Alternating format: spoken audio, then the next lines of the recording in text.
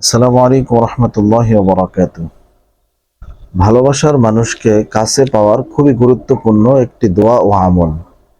আপনি যদি আপনার ভালোবাসার মানুষকে আপনার খুব নিকটে এবং আপনার সামনে অথবা আপনার একই সাথে দেখতে চান, তাহলে আজকের এই আমলটি আপনার জন্য খুবই গুরুত্বপূর্ণ এবং ইন্টারেস্টিং হতে যাচ্ছে। আপনাদেরকে আমি যে ভিডিওগুলো দেই একদম রিসার্চ করা ভিডিও, আপনারা নিজেরাই করার চেষ্টা করবেন। ঠিক আছে? আপনারা নিজেরাই করার চেষ্টা করবেন ইনশাআল্লাহ। হালাল ওয়েতে বৈধ কাজে যারা করবে তাদের জন্য এই আমলের এজাজত অটোমেটিক দেওয়া রইল। এই আমলের অবশ্যই আল্লাহ তাআলা যদি চাই এবং আল্লাহ তাআলার হিকমতের, আল্লাহ তাআলার কুদরতের যদি আল্লাহ রহমত আপনার উপর হয়, তাহলেই এই আমলের দ্বারা কাজ হবে, নতুবা কাজ না হলে আমার কোনো দোষ নেই। আমি যেটা রিসার্চ করে পেয়েছি সেটাই আমি আপনাদেরকে বলতেছি। গ্যারান্টি একমাত্র আল্লাহ তাআলা। আল্লাহ যদি চাই তাহলে কাজ হবে, আল্লাহ না চাইলে কাজ হবে না। যদি আমার এই ভিডিওটি আপনি এই পর্যন্ত দেখে থাকেন যে কাজ হবে না, যদি ভালো না লাগে তাহলে স্কিপ করে চলে যাবেন। আর যদি আপনার দরকার হয়, প্রয়োজন হয়, আপনি যদি সত্যবাদী হন, পাঁচ ওয়াক্ত নামাজি হন, মানুষের হক যদি নষ্ট না করেন, মানুষকে যদি ভালোবাসেন, মন থেকে যদি আমল করতে চান, তাহলে আজকের এই ভিডিওটি আপনার জন্য খুবই গুরুত্বপূর্ণ হতে যাচ্ছে। কেননা আপনারা অনেক মানে কোন পর্যায়ে আসলে মানুষ এই সমস্ত ভিডিওগুলো দেখে বা এই আমলগুলো করে। আজকে আমি আপনাদেরকে অথেন্টিক একদম কোরআনের আয়াত দিয়ে একটা আমল শিখিয়ে দেব।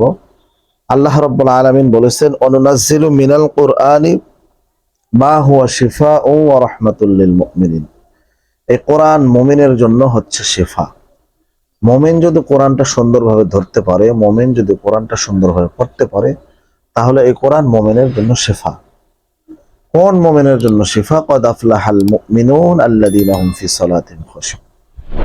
ওই মুমিনের জন্যই কোরআন শিফা, যে মুমিন এবং তার আল্লাযীনা হুম ফি সালাতিহিম খাশিউন, যে তার নামাজকে খুশু এবং খুজুর সহিত আদায় করে, পাঁচ ওয়াক্ত নামাজের গুরুত্ব দেয়, পাবন্দি করে, রাসূলের সুন্নাতের পায়রবি করে, রাসূলের সুন্নাতকে আঁকড়ে ধরে।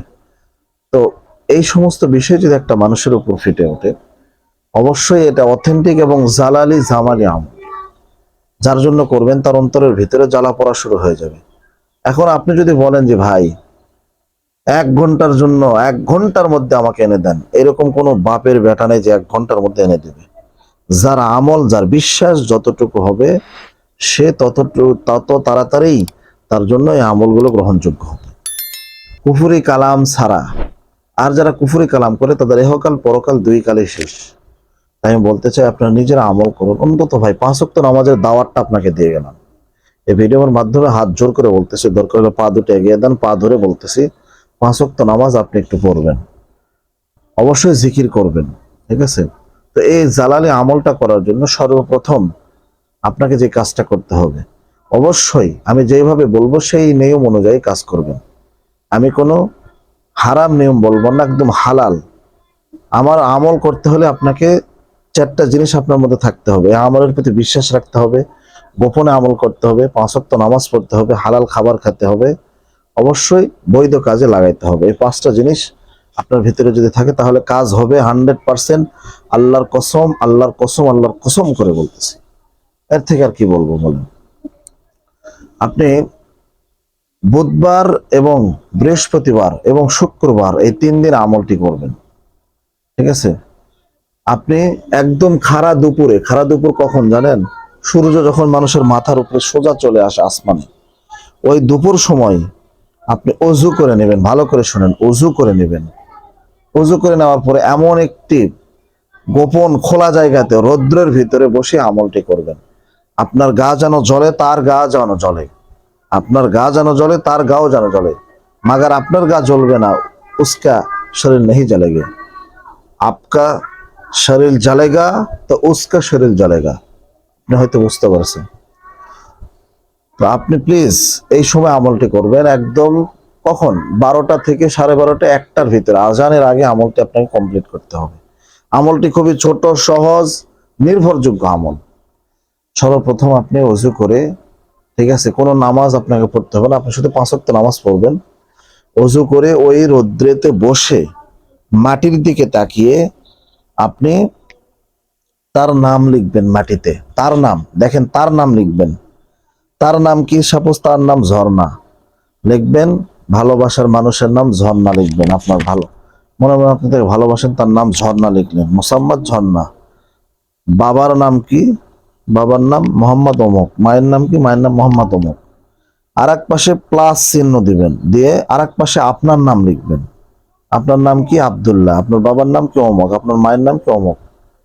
এই লেখাটা মাটিতে লিখে আপনি 11 বার দরুদ ইব্রাহিম পাঠ করে নেবেন। আল্লাহুম্মা সাল্লি আলা মুহাম্মাদ ওয়া আলা আলি মুহাম্মাদ কামা সাল্লাইতা আলা ইব্রাহিম ওয়া আলা আলি ইব্রাহিম ইন্নাকা হামিদুম মাজিদ।